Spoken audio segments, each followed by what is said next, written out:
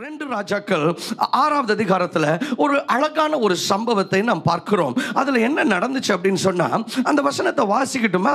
2 ராஜாக்கள் 6வது அதிகாரம் 1லிருந்து 7 வசனங்கள் வரையிலும், தீர்க்கதரிசிகளின் புத்திரர் எலிசாவை நோக்கி, இதோ நாங்கள் உம்மிடம் குடியிருக்கிற இந்த இடம் எங்களுக்கு நெருக்கமாய் இருக்கிறது. நாங்கள் யோர்தான் மட்டும் போய் அவ்விடத்தில் ஒவ்வொருவர் ஒவ்வொரு உத்திரத்தை வெட்டி குடியிருக்க அங்கே எங்களுக்கு ஒரு இடத்தை உண்டாக்குவோம் என்றார்கள். அதற்கு அவன் போங்கள் என்றான். அவர்கள் ஒருவன், நீர் தயவு செய்து உமது அடியாரோட கூட வர வேண்டும் என்றான். அதற்கு அவன், நான் வருகிறேன் என்று சொல்லி அவர்களோட கூட போனான். இப்ப பாஸ்டரும் பிள்ளைங்களும் சேர்ந்து போறாங்க. அவர்கள் யோர்தான் நதி அருகே வந்தபோது மரங்களை வெட்டினார்கள். ஒருவன் ஒரு உத்திரத்தை வெட்டி விழுத்துகையில் கோடரி தண்ணீரில் விழுந்தது. அவன், ஐயோ என் ஆண்டவனே, இது இரவலாக வாங்கப்பட்டதே என்று கூவினான். ஆமா, கடன் வாங்கி பிசினஸ் பண்ணி அப்புறம் பிசினஸ் மூழ்கிருச்சுன்னா கூவல் வராம என்ன பண்ணும்? நீங்க வச்சிருந்தது உங்களோட ஓனர்ஷிப்ல இருக்குது, தொலைஞ்சா கூட பரவாயில்ல. இது இரவலாக வாங்கினது ஐயா, இது கடன் வாங்கினது ஐயா. ஆனால் கடன் வாங்கினது இப்பொழுது மூழ்கி போயிருச்சே. அவன் கூவுகிறான். வசனம் 6 சொல்லுகிறது, தேவனுடைய மனுஷன் அது எங்கே விழுந்தது என்று கேட்டான். அவன் அந்த இடத்தை காண்பித்த போது ஒரு கொம்பை வெட்டி அதை அங்கே எறிந்து அந்த இரும்பை மிதக்க பண்ணி அதை எடுத்துக்கொள் என்றான். அப்படியே அவன் தன் கையை நீட்டி அதை எடுத்துக்கொண்டான். இப்போ இந்த சம்பவம் என்ன அப்படின்னா, எலிசா அப்படின்னு சொல்லிட்டு ஒரு வல்லமையான பவர்ஃபுல்லான ஒரு ப்ராஃபட், ஒரு தீர்க்கதரிசி இருந்தார். அவருக்கு தீர்க்கதரிசிகளின் புத்திரர்கள் இருந்தாங்க. அதாவது இவர் நிறைய ப்ராஃபட்ஸை இவர் ட்ரெயின் பண்ணிட்டு இருந்தார். இப்போ என்னாச்சுன்னா, ஆண்டவருடைய கரம் அவங்க மேலே இருந்தனால அவங்க அப்படியே மல்டிப்ளை ஆக ஆரம்பிச்சிட்டாங்க. ஆண்டவர் உங்க மேலே, ஆண்டவருடைய கரம் உங்க மேலே இருந்துச்சுன்னா எப்பொழுதுமே மல்டிப்ளிகேஷன் தான். ஹல்லேலூயா. பக்கத்தில் பார்த்து சொல்லுங்க, டிவிஷன் இல்லை, சப்ஸ்ட்ராக்ஷன் இல்லை, மல்டிப்ளிகேஷன். கர்த்தர் கரம் நம்ம மேலே இருந்துச்சுன்னா அங்கே வந்துட்டு கூட்டல் கணக்கு கிடையாது, அங்கே பெருக்கல் கணக்கு தான். இப்போ இவர்கள் பெருக ஆரம்பித்தார்கள் இயேசுவின் நாமத்தில். அப்படியே 2 கையும் இப்படி நீட்டி சொல்லுங்க, நாங்கள் பெருகுகிறோம். எங்களுடைய இந்த சபை பெருகுகிறது, எங்களுடைய ஆன்லைன் சபை பெருகுகிறது, எங்களுடைய குடும்பம் பெருகுகிறது, எங்களுடைய பொருளாதாரம் பெருகுகிறது, என்னுடைய ஆவிக்குரிய வாழ்க்கையில் பெருக்கம் உண்டாகிறது. ஹல்லேலூயா. பெருகி இடம் பத்தலைன்னு சொல்லணுங்க. அதுதான் உண்மையான ஒரு ஆசீர்வாதம். Thank you Jesus Christ. சபை காத்து வாங்குறது இல்லை, கர்த்தருடைய சித்தம். சபைக்குள்ள காத்து வாங்குறதுக்கே இடம் இல்லை அப்படிங்கிறது தான் ஒரு பெரிய ஆசீர்வாதம். இடம் பத்தலைங்க, இடம் பத்தலைங்க, இடம் பத்தலைங்க. நாங்கள் தொடர்ந்து பெரிய இடத்தை தேடிக்கிட்டே இருக்கிறோங்க. அதுதான் கர்த்தருடைய கரம் நம்மேல் இருப்பதற்கான ஒரு அத்தாட்சி, ஒரு ப்ரூஃப். இப்போ இவங்க பார்க்குறாங்க, நிறைய பேரா இவங்க மல்டிப்ளை ஆனதும், ஐயா இந்த இடம் பத்தல, இதை கொஞ்சம் நம்ம பெருசுபடுத்தலாமே அப்படின்னு சொல்லிட்டு இவங்க எல்லாம் என்ன பண்றாங்க, ஒரு பெரிய இடத்தை விசாலம் பண்றதுக்காக மரத்தை வெட்டி கொண்டு வருவோம் அப்படின்னு சொல்லிட்டு எல்லாரும் மரம் வெட்ட போறாங்க. போகும்போது இந்த தீர்க்கதரிசி ஐயாட்ட, ஐயா நீங்களும் கூட வரீங்களா அப்படின்னு சொல்லி கூட்டிட்டு போறாங்க. நல்லது. ஹல்லேலூயா. இன்னைக்கு நிறைய பேர் என்னன்னா, ஆவிக்குரிய ஒரு சூப்பர்விஷன் இல்லாமையே, அதாவது இவங்களாகவே, இவங்களுக்கு மேல யாருமே இல்லாமையே, யாரையும் கேட்காமையே இவங்களா பண்றது. அதுக்கப்புறம் முட்டினதுக்கு அப்புறம் ஹெல்ப் இல்லாம மண்டை உடைஞ்சிருச்சுட்டு நிற்கிறது. அதுக்கப்புறம் இதை எங்கே போய் கேட்கறது, யார்கிட்ட போய் பேசுறது, பிரச்சனையில் கஷ்டப்படுறது. ஆனால் இவங்க என்ன பண்ணுறாங்கன்னா, உஷாரா இவங்களாம் போகும்போது ஐயாவையும் சேர்த்து கூட்டிகிட்டு போயிடுவோம் அப்படின்னு சொல்லிட்டு கூட்டிகிட்டு போகிறாங்க. அவங்க எடுத்த ஒரு நல்ல முடிவு அதுங்க. ஹல்லேலூயா. Thank you Jesus Christ. We all need spiritual fathers over ourselves. நம்ம எல்லாருடைய வாழ்க்கையின் மேலும் ஒரு ஆவிக்குரிய தகப்பன்மார் அவசியம். நமக்கு மேலே ஆவிக்குரிய தலைமை இருப்பது மிகுந்த அவசியமான ஒரு காரியங்க. தலை இல்லாம இருக்கக்கூடாது. ஹல்லேலூயா. இப்போ இவங்க என்ன பண்றாங்க, சார் ஐயா எங்களோட வாங்க அப்படின்னதும் தீர்க்கதரிசி ஐயாவும் கூட போறார். இப்போ போனதும் எல்லாரும் ஆள் ஆளுக்கு ஒரு மரத்தை பிடிச்சி வெட்டுறாங்க. இப்படி வெட்டிக்கிட்டு இருந்த போது என்ன நடந்துச்சுன்னா, ஒரு தீர்க்கதரிசியினுடைய புத்திரன், அதாவது அங்கிருந்த ஒரு சன் ஆஃப் த ப்ராஃபட், அவர்கிட்ட கோடரி இல்லாதனால, சரி கோடரி இல்லைன்னு சொல்லிட்டு அதை எக்ஸ்கியூஸா பார்த்துட்டு இவர் படுத்து தூங்கி இருக்கலாம். ஆனா ரொம்ப கமிட்டடான ஒரு ஆள் போல. இன்னைக்கு நிறைய பேர் சாக்கு போக்கு சொல்றதுல ரொம்ப டிசைனா சொல்லுவாங்க. ஏங்க இந்த வாரம் சர்ச்சுக்கு வரல, இல்ல குழந்தைக்கு ஒரு மாதிரி தலை வலிச்சிட்டு இருந்துச்சு, அடுத்த வாரம் ஏங்க சர்ச்சுக்கு வரல, இல்ல கொஞ்சம் நாசியாவா இருந்துச்சு, அதுக்கப்புறம் அடுத்த வாரம், இந்த வாரம் ஏங்க நீங்க சர்ச்சுக்கு வரல, இல்ல பிசினஸ் இன்னைக்கு பார்க்கறதுக்கு யாருமே இல்லை அப்படின்னு சொல்லிட்டு இது எல்லாத்துலயும் பிரச்சனை வந்ததுக்கு அப்புறம் தான் சர்ச்சுக்கு வருவாங்க. ஹல்லேலூயா. ஆனா இவர் ரொம்ப நல்ல ஆள் போல, என்கிட்ட கோடரி இல்லைங்கிறதுக்காக இந்த ப்ராஜெக்ட்ல நான் இன்வால்வ் ஆகாம இருக்க முடியாது. நான் என்ன பண்ண போறேன், அட்லீஸ்ட் கடன் வாங்கிட்டா ஒரு கோடரி எடுத்துட்டு போய் போய் இங்க ஒரு இடத்தை கட்டி எழுப்புறதுல எனக்கும் ஒரு பங்கு இருக்கணும் அப்படின்னு சொல்லிட்டு அவரும் போயிட்டு ஒரு கோடரியை வாங்கிட்டு இவரும் வெட்டி எடுக்க போறார். ஆனா ஏதோ ஒரு தவறு நடக்கும் இல்லையா? இப்போ இவருக்கு நடந்த தவறுல இவர் அடிச்சதுல கோடரி கலண்டு நேரா போய் ஆத்துல போய் விழுந்துருச்சு. அப்பதான் இவருக்கு ஒரு டக்குன்னு பெரிய ஒரு ஷாக்கு. என்னடானா இப்போ கடன் கொடுத்தவர்லாம் இவர் கண்ணு முன்னால வந்து நிற்கிறாரு. ஐயோ அவன்கிட்ட போய் என்ன பதில் சொல்றது? ஏன்னா நம்ம கோடரி கிடையாது, கடன் வாங்கிட்டு வந்த கோடரி அப்படின்னு சொல்லிட்டு அதிர்ச்சியில் இருக்கிறார். ஹல்லேலூயா. இன்னைக்கு நிறைய பேர் கடன் வாங்கினது தங்களுக்குரியது அல்லாததை தொலைத்து இருக்கிறார்கள். See what made the pain more expensive is this was a borrowed accident. இவருடைய இழப்பை ரொம்ப வேதனைப்படுத்திய ஒரு காரியம் என்ன அப்படின்னு சொன்னா, இவர் இழந்து போனது இவரது இல்ல, இவர் தொலைத்து போட்டது இவர் இரவலாக இன்னொருத்தட்ட ஓசு வாங்கிட்டு வந்தது. இப்போ உள்ள விழுந்ததும் இவருக்கு என்ன பண்றதுன்னு தெரியல. இவர் பார்த்துட்டார், இடத்தை லொகேட் பண்ணிட்டாரு.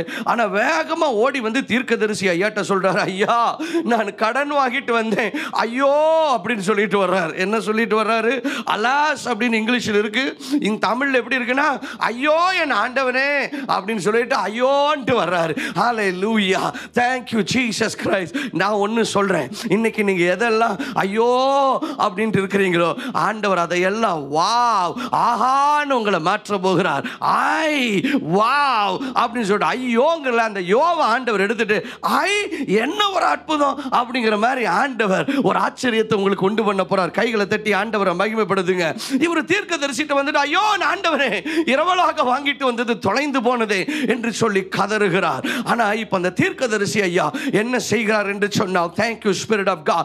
Now what the prophet did was, அவர் தம்முடைய வல்லமையை பயன்படுத்துகிறார். அவருக்குள்ள இந்த தீர்க்கதரிசிக்குள்ள எலிசாவிற்குள்ள ஆண்டவர் பயங்கரமான வல்லமையை கொடுத்திருந்தாருங்க. இவர் என்ன பண்றாருன்னா, இப்ப இந்த கோடரி கீழே தண்ணிக்குள்ள விழுந்துருச்சு. கோடரி தண்ணிக்குள்ள விழுந்துச்சுன்னா என்ன பண்ணுவோம்? எப்படியாவது எதை யாராவது நீந்திர ஒரு ஆளை இறத்தோ இல்ல ஆழம் என்னன்னு தெரியல, ஆழத்தை கண்டுபிடிச்சு ஆழம் ஓரளவுக்கு ரீச்சபிளா இருந்துச்சுன்னா உள்ள போய் எடுத்துட்டு வரலாம். ஒருவேளை நான் என்ன நினைக்கிறேன்னா அது ரொம்ப ஆழமா இருந்திருக்கும் நினைக்கிறேன். ஏன்னா ஆழம் ஓரளவுக்கு ஷாலோவா இருந்துச்சுன்னா இவரே இறங்கி போய் எடுத்திருப்பாரு. அப்படிதானே? கொஞ்சம் ஓரளவுக்கு மேனேஜபிள் டிஸ்டன்ஸா இருந்துச்சுன்னா இவரே போய் எடுத்திருப்பார். எதுக்கு இவர் ஐயோ அம்மான்னு கத்திக்கிட்டு வர்றாரு? நான் நினைக்கிறேன் அது ரொம்ப ஆழமாக இருந்திருக்கு. இன்னைக்கு நிறைய பேரோட வாழ்க்கை அப்படிதான், ஆழத்தில் விழுந்து போய் இருக்கிறீர்கள். ஐயா என்னுடைய ஜெப வாழ்க்கை ரொம்ப டீப்பா உள்ள விழுந்துருச்சு, இதுல அதுக்கு ரெக்கவரிக்கு வழியே இல்லைன்னு நீங்க சொல்லிட்டு இருக்கலாம். இல்ல நான் தொலைத்து போட்டது சாதாரண இல்லைங்க, அது விழுந்த ஆழம் கொஞ்சம் நஞ்சம் இல்லைங்க, ரொம்ப ஆழமாக விழுந்து போயிருச்சு. இனி திரும்ப எழுகிறதுக்கு வாய்ப்பே இல்லை. நீங்க உங்களுடைய இருதயத்தில் ஆண்டவரை விட்டு வெகு தூரம் போனது போல நீங்க உணரலாங்க. ஆனா நான் இன்னைக்கு உங்களை பார்த்து அவ்வளவுதான், இதுக்கு மேல உனக்கு ரெக்கவரி எல்லாம் கிடையாதுன்னு சொல்ல வரல. நான் உங்களுக்கு என்ன நல்ல செய்தி கொண்டு வந்திருக்கிறேன்னா, இரும்பே மிதந்துச்சா? ஒரு 2 பேராவது சொல்லுங்களேன், இரும்பே மிதந்துச்சா? உங்க சத்தம் எனக்கு கேட்கணும். இரும்பே மிதந்துச்சா? இப்ப நான் வாட்ச் திஸ். இந்த தீர்க்கதரிசி என்ன பண்றாருன்னா, இவர் வந்துட்டு ஒரு ரொம்ப வித்தியாசமா டிஃபரண்டா டீல் பண்றாருங்க. Thank you Jesus Christ. அவர் போய் பக்கத்துல இருந்த இன்னொரு குச்சியை உடைக்கிறார். அங்கிருந்து ஒரு பிரான்ச், ஒரு ஸ்டிக்க உடைச்சு ஒரு கொப்பை உடைத்து அவர் என்ன பண்றாருன்னா அதை கொண்டு வந்து தண்ணி மேல போடுறாரு. யாராவது இப்படி ஒரு ட்ரிக்ஸ் பண்ணுவீங்களா? உள்ள உளுந்து போனது இரும்பு, அது இரும்பு உள்ள போய் கிடக்குது. இதை எடுக்கிறதுக்கு ரெக்கவர் பண்றதுக்கு எப்பா ஏதாவது ஒன்று பண்ணுவோம், வேற ஏதாவது ஒரு ஐடியா போட்டிருக்கலாம். இவர் பண்றாருன்னா ஒரு கொம்பை வெட்டி, இங்கிலீஷில் இருக்கிற எப்படி இருக்குன்னா he cut a stick. அவர் இதுக்காக ஒரு குச்சியை வெட்டுப்பா அப்படின்னு சொல்லிட்டு இன்னொரு ஆளை பிடிச்சி ஒரு குச்சியை வெட்டி கொண்டு போய் எங்க தம்பி விழுந்துச்சு அப்படின்னு அவர்கிட்ட கேட்கிறார். இப்போ அவர் வந்து அந்த ஆள் சொல்றாரு, ஐயா இங்க தாங்க விழுந்துச்சு அப்படின்னதும் அந்த இடத்துல இவர் இந்த கொப்பை போடுகிறார். அவர் உடைச்ச அந்த குச்சியை போடுறாரு. இந்த குச்சி அந்த தண்ணி மேல போட்டதும், குச்சியை தண்ணி மேல போட்டா என்ன பண்ணும்? மோஸ்ட் ஆஃப் த டைம்ஸ் குச்சியை தண்ணி மேலே போட்டீங்கன்னா குச்சி மிதக்கும். ஏன்னா இதோட டென்சிட்டி கம்மி.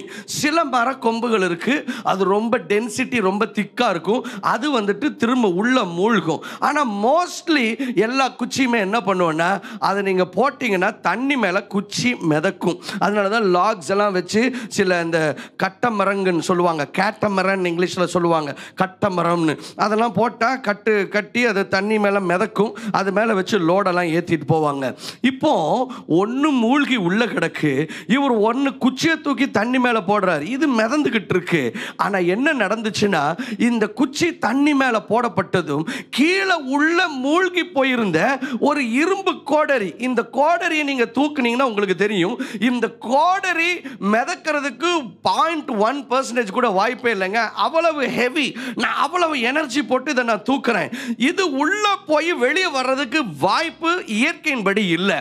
ஆனா என்ன நடந்துச்சுன்னா, இவர் அந்த கோடரி விழுந்த இடத்துல அவர் இந்த கொம்ப தூக்கி போட்டதும் என்னமோ ஒரு சூப்பர் நேச்சுரல் கனெக்ஷன் நடந்துருச்சு பாருங்களேன். இதுல ஒரு ஜீவன் இருந்திருக்கு, இதுல என்ன வல்லம் இருந்திருக்குன்னு தெரியல. ஆனா இதுல இருந்த வல்லமை அந்த கீழே விழுந்து போன அந்த இரும்போட கனெக்ட் ஆகி கொஞ்சம் கொஞ்சமா அந்த இரும்பு டமால்னு மேல வந்து இரும்பு மிதக்க ஆரம்பிச்சுதாங்க. இரும்பு எங்கேயாவது மிதந்துக்குமா? என்னைக்காவது நீங்க ட்ரை பண்ணிருக்கிறீங்களா? ஒருவேளை இப்ப நீங்க உங்க வீடுகளில் இருப்பீங்கன்னா, ஒரு கப்பை எடுத்து அதில் ஒரு குண்டூசியை போட்டு பாருங்க, அது மிதக்குதான் பாருங்க. சாதாரண ஒரு குண்டூசியே தண்ணியில போட்டா டக்குன்னு கீழே தான் போகுது. ஆனா ஒரு இரும்பு கோடரி, it is a solid metal axe head, it started coming up and it began to float. இன்னொரு இங்கிலீஷ் வெர்ஷன் என்ன சொல்லுதுன்னா, it swam அப்படின்னு இருக்கு. அதாவது அது நீந்துச்சுன்னு இருக்கு. எங்கேயாவது கோடரி நீந்துங்களா? ஆனா அப்படிப்பட்ட ஒரு இயற்கைக்கு அப்பாற்பட்ட ஒரு காரியத்தை என்னுடைய ஆண்டவர் பண்ணியிருக்கிறாருங்க. நீங்க சொல்றீங்க என் ஜெப வாழ்க்கை அவ்வளவுதான், மூழ்கிடுச்சு எந்திரிக்காதுன்னு. நான் சொல்றேன், இரும்பே மிதந்துச்சுன்னா நீங்க திரும்ப எழும்புறது நிச்சயங்க. கைகளை தட்டி ஆண்டவரை மகிமைப்படுத்துங்க. ஐயா, ஒரு இரும்பு கோடரி அது தண்ணீரை தாண்டி, அந்த இரும்பு கோடரி அந்த புவியீர்ப்பு விசையை உடைத்து அது மேலே எழும்பி வந்து அது நீந்தியது, அது மிதந்தது. உண்மை என்று சொன்னால் நீங்கள் எவ்வளவு தூரம் மூழ்கி போயிருந்தாலும், உங்களுடைய ஆவிக்குரிய வாழ்வு எவ்வளவு தூரம் தொலைந்து போயிருந்தாலும், நீங்கள் திரும்ப எழும்புவது நிச்சயம். நீங்கள் திரும்ப எழுந்து நிற்பது நிச்சயம். நீங்கள் திரும்ப மீட்கப்படுவது நிச்சயம். உங்களுடைய ஆவிக்குரிய வாழ்வு திரும்ப கட்டி எழுப்பப்படுவது நிச்சயம். உங்களுடைய ஜெப வாழ்வு திரும்ப கட்டி எழுப்பப்படுவது நிச்சயம். ஆண்டவர் மீண்டும் உங்களை அனலாக்க விரும்புகிறார், தம்முடைய வல்லமையினால நிரப்ப விரும்புகிறார். ஐயா, கொஞ்ச நாளுக்கு முன்னால நீங்க ஊழியம் பண்ணிட்டு இருந்தீங்க, ஆனா ஏதோ உங்க வாழ்க்கையில நடந்துருச்சு, உங்க ஊழியத்தையும் விட்டுட்டீங்க. உங்களுடைய ஆவிக்குரிய வாழ்க்கை இப்போ நான் மற்றவங்களுக்கு ஊழியம் பண்றது இல்ல, எனக்கே உதவி வேணும் அப்படிங்கிற நிலையில இருந்து கொண்டிருக்கிறாய். ஆனால் என் தேவ வல்லமை உனக்கு நேராக வந்து கொண்டிருக்கிறது. Pick yourself up because God is showing up with his mighty power today. The power of God is reaching out to you. No matter how far, how deep you have fallen down, the grace of God is reaching out to you, my friend. ஐயா, என் தேவனுடைய கிருபை இந்த நாளிலே உனக்கு நேராக கடந்து வந்து கொண்டிருக்கிறது. ஆண்டவர் சொல்லுகிறார், நான் உன்னை திரும்ப உயிர்ப்பிக்கிறேன், உன் ஜெப வாழ்க்கையை திரும்ப உயிர்ப்பிக்கிறேன். There is an anointing, there is an oil that is coming upon God's people today. இந்த நாளிலே ஆண்டவர் தம்முடைய இயற்கைக்கு அப்பாற்பட்ட வல்லமையை உங்கள் மேலே கட்டவிழ்த்துக் கொண்டிருக்கிறார்கள்.